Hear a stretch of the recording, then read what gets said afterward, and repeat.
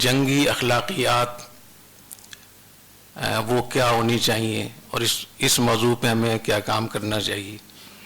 تو میں یہ سمجھتا ہوں کہ اس دنیا میں جتنی بھی حالات خراب ہیں، چاہے وہ غزہ ہو، جو کچھ غزہ میں جو کچھ ہو رہا ہے یا ہوا، یا ابھی جو موجودہ حالات چل رہے ہیں، جہاں جہاں بھی کمزوروں پر، انسانوں پر ظلم ہو رہا ہے، یہ جنگی اخلاقیات ہیں جن پہ عمل نہیں ہو رہا. وہ اخلاقیات، وہ قوانین جو خود مغرب نے بنائے تھے، سب سے زیادہ مغرب ہی ان کی خلاف ورزی کر رہا ہے. تو ہم کیوں ان جگہوں سے ڈرتے ہیں؟ ہمیں جا کر یہ قوانین ان کے منہ پہ مارنے چاہیے کہ تم نے یہ قوانین بنائے تھے عورتوں کے لیے، بچوں کے لیے، ہسپتالوں کے لیے، تعلیمی اداروں کے لیے، غریبوں کے لیے، بیواؤں کے لیے، اور تم کیا کر رہے ہو یہاں؟ تو اس لیے ایک تو میں آپ سب سے درخواست کروں گا کہ آپ کو آگے بڑھنا چاہیے. اصل تو یہ تھا کہ آپ کو اپنے ادارے خود بنانے چاہیے تھے. ICRC آپ کی اپنی ہونی چاہیے تھی. اگر وہ آپ نہیں کر سکے، آپ نے غفلت کی ہے، تو آپ ان فورموں کو دوسروں کے حوالے نہ کریں. پاکستان ہو، پاکستان سے باہر ہو، وہاں جا کر ہمیں خود کرنا چاہیے. اور جنگی جو آداب ہیں، آداب القتال، یا اس کے جو احکام ہیں، شرعی احکام ہیں، اس کے شرائط ہیں، فرائض ہیں، واجبات، وہ نبی کریم صلی اللہ علیہ وسلم نے جو اس کے فرائض، واجبات، سنتیں، مستحبات، اس کے مکروہات، اس میں حرام چیزیں، اس میں مفسدات جو بیان فرمائی ہیں، وہ اتنی زبردست ہیں کہ اسلام کے غلبے کے لیے یا اسلام کی حقانیت کے لیے اس سے بڑھ کر کوئی بین الاقوامی چیز ہو نہیں سکتی. ہم مظلوم بھی ہیں زیادہ تر، کہیں ہم ظالم بھی ہیں.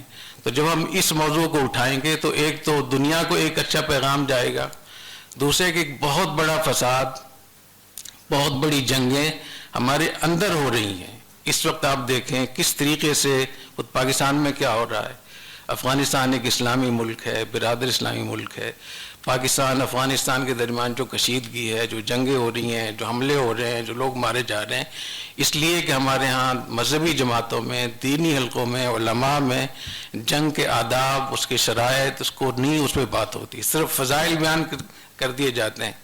اسی طریقے سے چیچنیا میں جو کچھ ہوا، ازبکستان، تاجکستان، پھر آگے صومالیہ میں، یمن میں، لیبیا میں، شام میں، عراق میں، الجزائر میں، تیونس میں، مالی میں، نائجیریا میں، کینیا میں، ان جتنی جگہوں میں بھی چیزیں ہو رہی ہیں، یہ سب اس وجہ سے ہو رہی ہیں کہ اللہ تعالیٰ نے جو ہمیں اور نبی کریم صلی اللہ علیہ وسلم نے جو ہمیں آداب بتائے تھے، جو اس کی ذمہ داریاں دی تھیں کہ جنگ آپ کیسے کریں گے، کس سے کریں گے، کن حالات میں کریں گے، کن شرائط کے ساتھ کریں گے.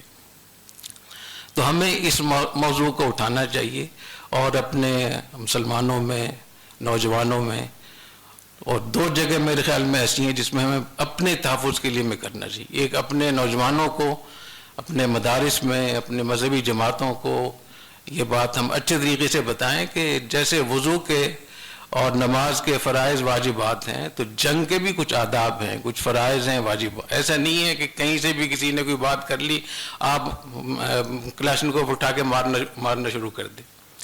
دوسرے کہ جو مسلمان غیر مسلم ممالک میں رہتے ہیں، وہاں جا کر وہ مختلف طریقوں سے اپنے غصے کا اظہار کرتے ہیں. کیا یہ شرعاً جائز ہے؟ اگر اسلام کا دشمن غلط کام کر رہا ہے تو کیا اس کا جواز ہے کہ ہم بھی غلط کام کریں؟ جو لوگ یہاں سے جاتے ہیں، چاہے وہ ورک ویزا پہ جاتے ہوں، تعلیمی ویزا ہو، یا وہاں کی نیشنلٹی ملے ان کو، یا اور بہت ساری اس کی شکلیں ہوتی ہیں، تو وہ ایک ایگریمنٹ ہوتا ہے، ایک معاہدہ ہوتا ہے.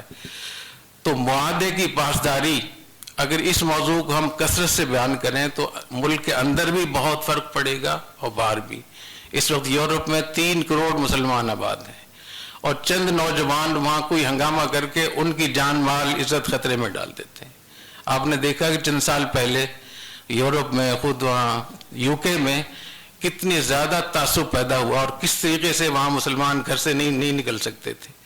تو 1.5 کروڑ مسلمان امریکہ میں ہیں، 3 کروڑ یورپ میں ہیں، اور چند نوجوان جو ویزا لے کر جاتے ہیں، جو اس عہد کر کے جاتے ہیں کہ ہم آپ کے ملک کے قانون کی پاسداری کریں گے، حلف اٹھاتے ہیں کہ اس حلف پر آپ کو نیشنلٹی دی جا رہی ہے، آپ اس پہ دستخط کرتے ہیں. تو کیا ہمارے دین میں عہد کی پاسداری کو اتنا معمولی مسئلہ ہے کیا یہ حدیث میں نہیں آتا ہے کہ حضور اکرم صلی اللہ علیہ وسلم نے حضرت حذیفہ بن الیمان رضی اللہ تعالیٰ عنہ، یہ قدیم الاسلام ہے اور مہاجر ہیں، تو ان سے کسی نے پوچھا کہ آپ اور آپ کے والد صاحب تو مہاجرین میں سے ہیں، آپ بدر میں کیوں نہیں شریک ہوئے؟ تو انہوں نے کہا کہ ہم بدر میں شرکت کے لیے دونوں، میں اپنے والد صاحب کے ساتھ ہم لوگ جا رہے تھے، تو مشرکین مکہ نے ہمیں گرفتار کیا، ہمیں مارا اور زبردستی ہم سے عہد لیا کہ تم جنگ میں شریک نہیں ہوگے، اور ہم نے مجبوراً ان سے وعدہ کر لیا۔ جب نبی کریم صلی اللہ علیہ وسلم کی خدمت میں ہم پہنچے تو ہم نے کہا کہ یا رسول اللہ، ہم سے تو انہوں نے معاہدہ کر لیا ہے، تو آپ نے ارشاد فرمایا انصرفا، دونوں باپ بیٹے واپس چلے جاؤ، نفی بعہدہم، اس عہد کو ہم پورا کریں گے۔ جو جبرن ہوا تھا، مشرکین مکہ نے مار پٹائی کر کے ان سے کہلوایا تھا، نبی کریم صلی اللہ علیہ وسلم نے اس عہد کو بھی پورا کیا۔ وَنَتَوَكَّلْ عَلَى اللَّهِ، اللہ تعالیٰ پر ہم توکل کریں گے۔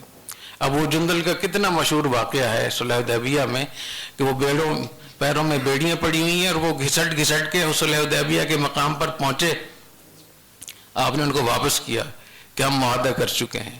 ابو بصیر وہاں سے آئے، مدینہ آئے، نبی کریم صلی اللہ علیہ وسلم نے مشرکین مکہ کے ان کو حوالے کیا کہ ہم نے معاہدہ کیا ہے۔ ایسی حضرت امیر معاویہ رضی اللہ تعالیٰ عنہ کے زمانے میں ان کے رومیوں سے معاہدہ تھا، تو وقت اس کا ختم ہونے والا تھا، جو مدت طے تھی اس میں معاہدے کی۔ حضرت معاویہ رضی اللہ تعالیٰ عنہ نے یہ سوچا کہ ہم پہلے سے تیاری کر کے اور خط کے قریب ہو جائیں گے، جیسی مدت ختم ہوگی اچانک حملہ کر دیں گے۔ تو بیچ میں دیکھا کہ گھڑ سوار بہت تیزی سے جا رہا ہے، لوگوں سے کہہ رہا ہے وفاء اللہ غدر، مسلمانوں دھوکہ نہ دو، وفا کرو۔ پوچھا کون ہے؟ بتایا کہ صحابی رسول عمرو بن عبسہ رضی اللہ تعالیٰ عنہ ہے۔ انہوں نے کہا کہ یہ تو دھوکے میں آتا ہے، دھوکہ ہے، جائز نہیں ہے یہ۔ تو کیونکہ وہ مورچہ بند نہیں ہوئے اور ہم مورچہ بند ہو گئے ہیں، قرآن میں آتا ہے فَمْبِذْ إِلَيْهِمْ عَلَىٰ سَوَاءٍ، اگر آپ معاہدہ ختم کرنا چاہتے ہیں تو برابری پر ختم کریں۔ تو حضرت معاویہ رضی اللہ تعالیٰ عنہ نے ان کی اس بات کو قبول کیا، ان کو واپس کیا۔ اور قرآن مجید میں عہد کی وفاداری کے بارے میں اتنی آیات ہیں، 41 آیات میں اللہ تعالیٰ نے حکم دیا ہے کہ اپنے عہد کو محفوظ رکھو، اس کی پاسداری کرو۔ 66 جگہوں میں وفا کا ذکر کیا گیا، یہ قرآن مجید ہے، اور احادیث تو بہت زیادہ ہیں۔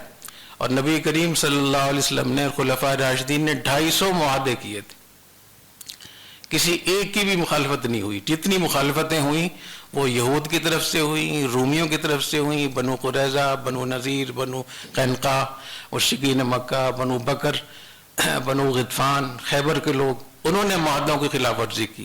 تو اس وقت میں ہمیں اس کا بھی ہمیں خیال رکھنا چاہیے کہ جو بین الاقوامی معاہدے ہو چکے ہیں، ان چاہے وہ جنگ کے حوالے سے ہوں ویسے ہوں، تو ہم ان کا خیال رکھیں۔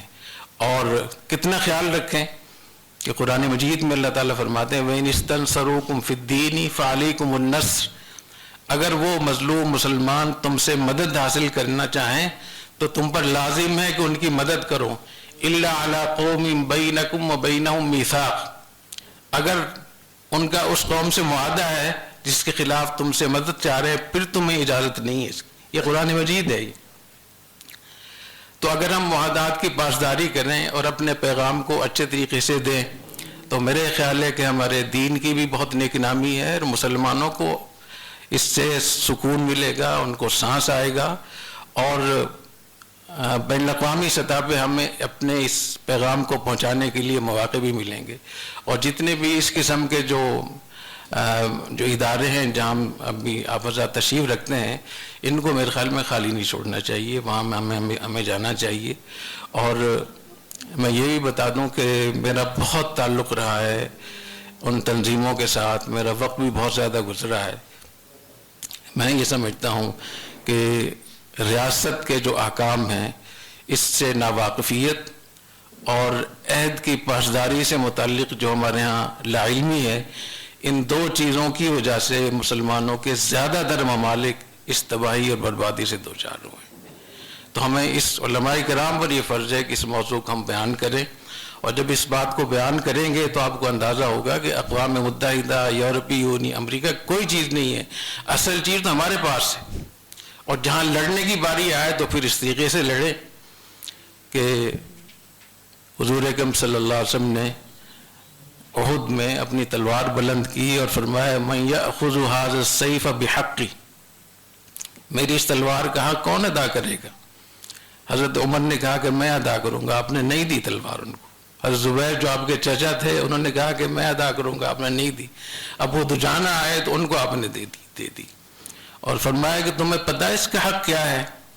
فرمایا کہ ان تضرب به العدو حتى ينحني، اس تلوار کو ایسے مارو دشمن پر کہ ٹیڑھی ہو جائے۔ تو جہاں لڑنے کی باری آئے وہ پوری بے جگری سے لڑیں، قوت اور طاقت کے ساتھ لڑیں اور بہادری دکھائیں، کیونکہ جہاد فی سبیل اللہ اللہ تعالیٰ کا بہت بڑا فریضہ ہے اور یہ اس امت کا امتیاز ہے۔ اس امت کو جو خیر الامت کہا گیا ہے، خیر امت، اس میں سب سے بڑی وجہ جہاد فی سبیل اللہ ہے۔ اس امت کو، اس دین کو خیر الادیان جو کہا گیا ہے، سب سے بڑی وجہ جہاد فی سبیل اللہ ہے۔ اس حضور اکرم صلی اللہ علیہ وسلم کو جو خیر الرسل کہا گیا ہے، اس میں بہت بڑی وجہ جہاد فی سبیل اللہ کی ہے۔ صحابہ کرام میں جتنے درجات تقسیم ہوئے فضائل، وہ جہاد کی وجہ سے، قربانیوں کی وجہ سے۔ اور یہ ایسی چیز ہے کہ لا یبطلہ جور جائر ولا عدل عادل، کتنا ہی نیک بادشاہ آ جائے جو بھی جہاد کو موقوف نہیں کر سکتے۔ بادشاہ فاسق و فاجر ہو، شرابی ہو، کبابی ہو، بے ایمان ہو، تو بھی اس کے ساتھ مل کے دشمنوں سے جہاد کرنا ہوگا آپ کو۔ تو اتنی عظیم چیز اللہ نے میں عطا فرمائی ہے، تو اس کے شرائط، اس کے جنگی آداب، اس کے اخلاقیات، اس کے شرائط، یہ ہمیں معلوم ہونی چاہیے۔ جب ہم اس پہ آئیں گے تو ہمیں اندازہ ہوگا کہ اس وقت افغانستان پاکستان کی جنگ ہے وہ اس لیے ہے کہ ہم یہاں عہد کی خلاف ورزی کر رہے ہیں۔ جو انہوں نے دوحہ میں معاہدہ کیا تھا، اس کے بعد سینکڑوں مرتبہ بار بار معاہدہ کیا، اس کو وہ توڑ رہے ہیں۔ تو علماء کرام، جو پاکستان کے علماء کرام ہیں، چونکہ افغانستان کے طالبان کو وہ آئیڈیل سمجھتے ہیں، تو ان کو بتائیں، سمجھائیں ان کو۔ اسی طریقے سے جو خلیج میں جو کچھ ابھی ہو رہا ہے یا ہونے جا رہا ہے، جو خدشات ہیں، اس میں بھی جو جنگی آداب ہیں وہ باقاعدہ ان کو ہمیں آگے لوگوں تک بتانا چاہیے۔ ملک معاہدے بھی کرتے ہیں، اس کے ساتھ ساتھ ملیشیاؤں کو بھی چلاتے ہیں، پراکسیز بھی چلاتے ہیں، تو یہ غلط ہے۔ جب آپ نے ایک ملک سے معاہدہ کر لیا ہے تو پھر اس معاہدے کی پاسداری کریں۔ اور حدیث شریف میں آتا ہے کہ لم ينقضوا عہد اللہ وعہد رسولہ الا سلط اللہ علیہم عدوا من غیرہم، کہ جو قوم عہد شکنی کرے گی اللہ تعالیٰ ان کے اوپر باہر سے دشمنوں کو مسلط کریں گے۔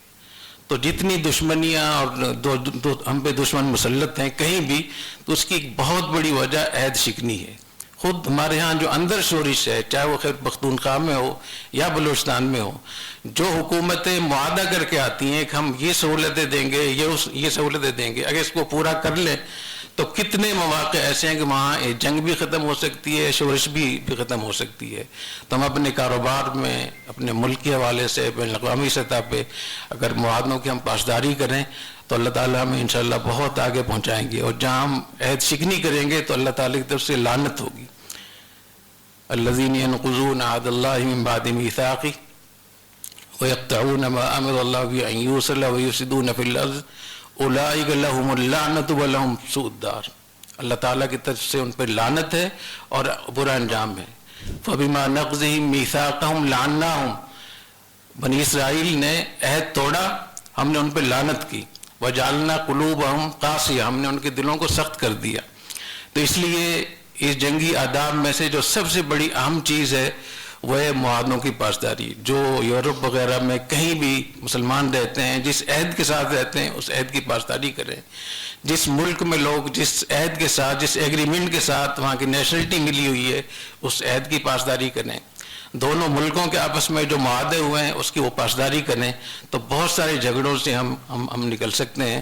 میں آپ کا بہت شکریہ ادا کرتا ہوں، اور بھائی خالد رحمان صاحب کا بہت شکریہ کہ مجھے موقع دیا، اور ڈاکٹر ضیاء اللہ رحمانی صاحب کا بھی بہت شکریہ۔ میں اجازت چاہوں گا۔